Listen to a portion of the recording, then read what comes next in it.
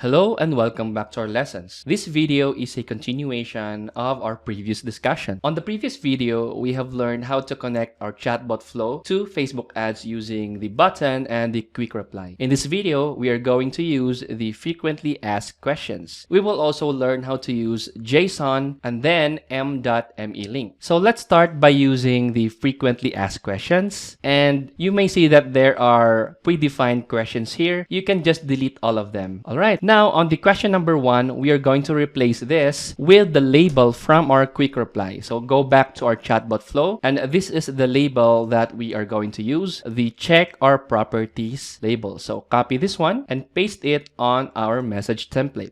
Now, on the automated response, do not put anything here, okay? Do not put anything here. What you're going to do is you're going to make sure that you copy the exact label that you used under the question number 1. So copy this and then go back to your flow, because under this, under the text that was connected to the check our properties quick reply, we are going to add a trigger keyword. So right click, add a trigger, and connect the trigger here. And after that, let's configure a trigger keyword and use the label from our message template. All right, now we are going to click OK. So what we did here is whenever the user clicks the check our properties FAQ or frequently asked question, it will trigger our keyword. Since our keyword is exactly the same as this one, the flow that was connected to our keyword trigger will be sent. Let's go back now to our flow, and we need to copy another label. So this is the label that we need to copy, the contact us. Copy this one and then go back to your message template, and we are going to add another question and then add the label here, the contact us label, and then make sure that the automated response here is blank. Then go back to your flow, and then we are going to add a keyword trigger to this text, because this text is the one that is directly connected to our contact us quick reply. So right click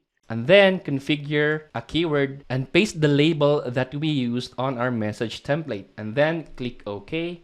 After saving, we can now go back to the message template and then test this out. To test, simply click preview in Messenger, and then let's go to Messenger to check the test. All right, we have received the test message. And as you can see, this is another form of a message. This type of message is what we call the frequently asked questions. So this is not the same as the quick reply, because the quick reply is arranged horizontally while the frequently asked questions is aligned vertically, like the one that you are seeing on the screen here. Let's try to click the check our properties FAQ or frequently asked question. And as you can see, it triggered the message that was directly connected to our keyword trigger, because essentially this became our keyword trigger now, the check our properties. Now let's trigger this again by clicking preview in Messenger, and this time we are going to click the contact us FAQ or frequently asked question. And as you can see, it sent us the message that is directly connected to our contact us keyword trigger. Now, for better performance for our keyword triggers, we can set each of our keyword trigger to strict. So let's go back to our flow and then edit our keyword and make this keyword as strict.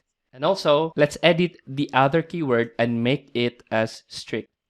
Using the strict mode on your trigger would make sure that your flow would only trigger if the user have entered this exact phrase. So since the phrase that we used is under the FAQ or frequently asked question, so the user have no choice but to enter the exact keyword that we have set on our flow.